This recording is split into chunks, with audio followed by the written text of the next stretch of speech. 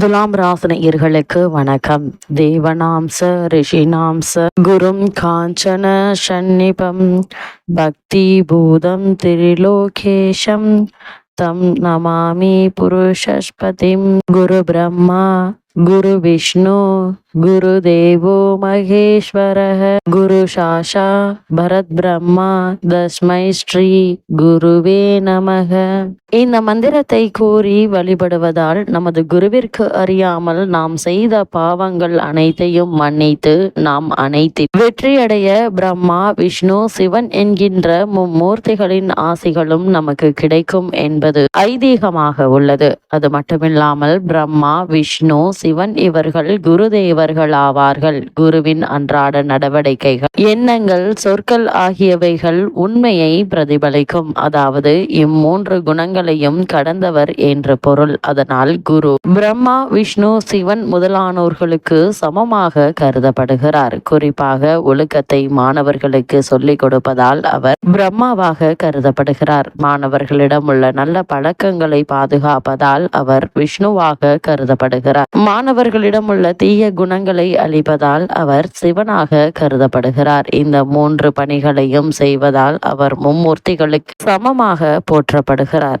அப்படிப்பட்ட இத்தருணங்கள்ல குரு பகவானை பொறுத்த வரைக்கும் தற்போது கடகராசியில் அதிசார பயிற்சியாக உச்சம் பெறுகிறார். இதன் காரணமாக துலாம் ராசினியர்களான உங்களுக்கு பணபலம் மண்வளம் ஆள்பலம் என அனைத்தும் நிறைந்து கிடைக்கக்கூடிய ஒரு தருணமாதான் குரு பகவானுடைய இந்த அதிசார உச்ச பெயர்ச்சி அமைஞ்சிருக்குது. இதன் காரணமாக துலாம் ராசினியர்களுடைய வாழ்வில் என்ன மாதிரியான நன்மைகள் எல்லாம் ஏற்பட இருக்கு, கிரக நிலைகளின் ரீதியாக என்ன மாதிரியான முன்னேற்றங்கள் எல்லாம் ஏற்பட இருக்கு என்றுதான் பார்க்க போகிறோம். அந்த வகையில துலாம் ராசினியர்களுக்கு உங்களுக்கு என்ன மாதிரியான பலன்கள் எல்லாம் பொதுவாகவே கிடைக்க இருக்கு என்று பார்க்கும்போது குரு பகவானை பொறுத்தவரை அவர் ஒரு சாந்தமான பொறுமையான நபர், சாந்த ஸ்வரூபமாக இருக்கக்கூடியவர். யார் எது செய்தாலும் கோபம் என்பது அவ்வளவு சீக்கிரம் இவர்களுக்கு வராது. அதே போல குரு தெய்வ நம்பிக்கை நிறைய இருக்கும். மதிப்பும் மரியாதையும் கடமை கண்ணியம் ஒழுக்க கட்டுப்பாடு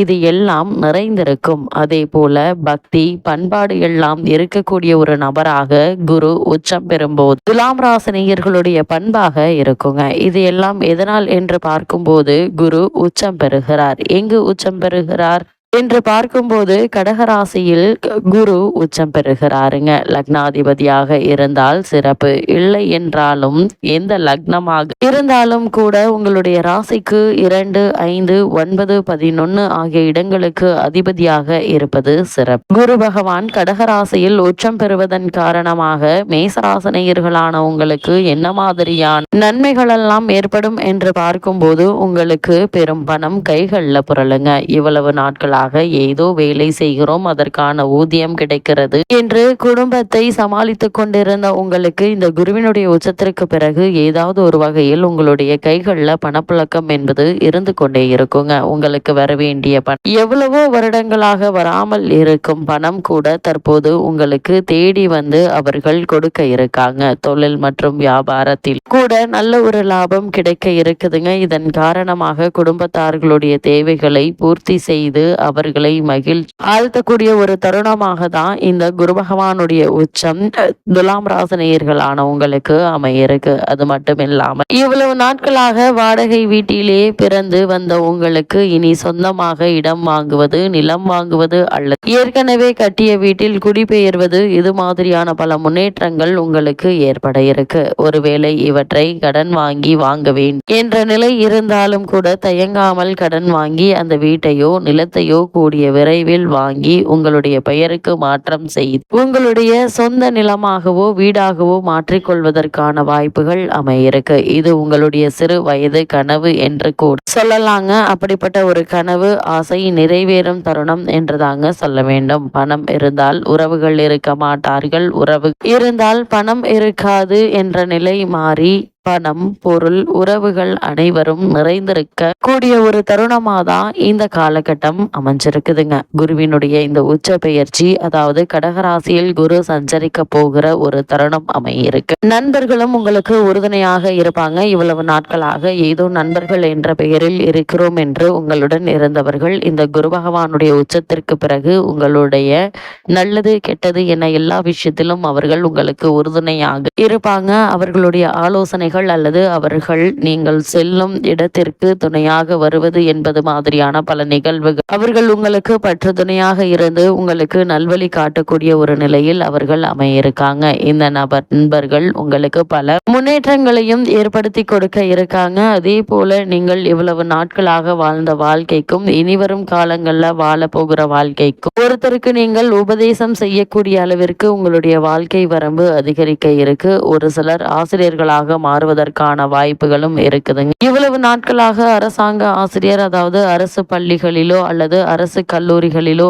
ஆசிரியராக பணியாற்ற வேண்டும் என்ற விருப்பத்தில் உள்ள உங்களுக்கு நீங்கள் அதற்கான தேர்வு எழுதிவிட்டு முடிவு கிடைக்காமல் காத்திருக்கும் உங்களுக்கு இந்த ஆசிரியர் பணி தேடி வந்து கிடைக்க இருக்குதுங்க. உங்களுக்கு நல்ல ஒரு வெற்றி அமையிருக்கு. ஒரு சிலருக்கு ஆன்மீக நாட்டம் தற்போது நடைபெற்று வரும் தசாபுக்திகளின் அடிப்படையில் அதிகரிக்குங்க. இவ்வளவு நாட்களாக நீங்கள் செல்ல வேண்டும் என்றிருந்த கோவில்களுக்கு எளிதாக சென்று வரக்கூடிய வாய்ப்புகள் உங்களுக்கு கிடைக்க இருக்குது என்பதை கிரக நிலைகள் குறிப்பாக குரு பகவானுடைய உச்சநிலை உங்களுக்கு தெளிவுபடுத்துது. பிரகாசமான முகம் உங்களுக்கு இருக்குங்க. அதே போல் நிதித்துறை அரசாங்க ரீதியான பல முன்னேற்றங்கள் உங்களுக்காக காத்திருக்குதுங்க. அதாவது தொழில் ரீதியாகவோ உத்தியோக ரீதியாகவோ வியாபார ரீதியாகவோ அரசாங்கத்தினுடைய ஆதரவையும் நிதி நிறுவனங்களுடைய ஒத்துழைப்பையும் நாடி இருந்த உங்களுக்கு எளிதில் இவர்களுடைய ஒத்துழைப்பு கிடைத்து உங்களுடைய முன்னேற்றத்திற்கான வழிபிறக்கக்கூடிய ஒரு தருணமாக தான் இக்காலகட்டம் அமைய இருக்குதுங்க. அதே போல இந்த குரு பகவானுடைய உச்சத்திற்கு பிறகு பல வழிகளில் புண்ணியங்களை சேர்க்க இருக்கீங்க. அதாவது இல்லாதவர்களுக்கு உங்களால் இயன்ற உதவிகள் செய்வது, ஒரு சில மாணவர்களுக்கு கல்வி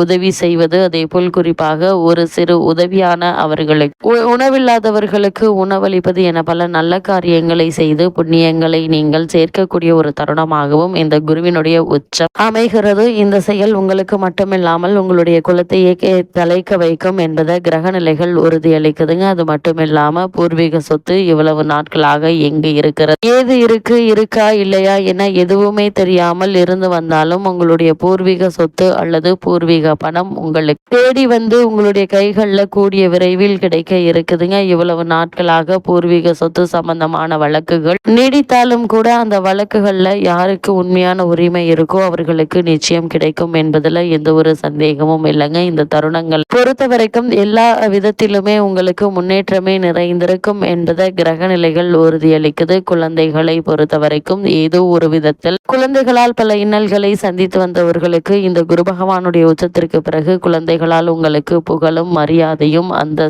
உயர இருக்குதுங்க. அவர்கள் படிப்பின் காரணமாகவோ அல்லது வெளிநாடு சென்று வேலை பார்ப்பதன் நிமித்தமாகவோ ஒரு நல்ல முன்னேற்றத்தை இப்போது நீங்கள் தாராளமாக எதிர்பார்க்கலாங்க. அது மட்டுமல்லங்க, மற்றவர்களுக்கு மத்தியில் மரியாதையோடு நடப்பதன் காரணமாக யாருடைய பிள்ளை இவ்வளவு கண்ணியமாகவும் மரியாதையாகவும் நடந்து கொள்கிறார்கள் என்பதை வைத்தும் உங்களுக்கு பேரும் புகழும் கிடைக்க இருக்கு. தொழில் மற்றும் வியாபாரத்தில் இருப்பவர்களுக்கு நல்ல ஒரு லாபம் கிடைக்க இருக்குதுங்க.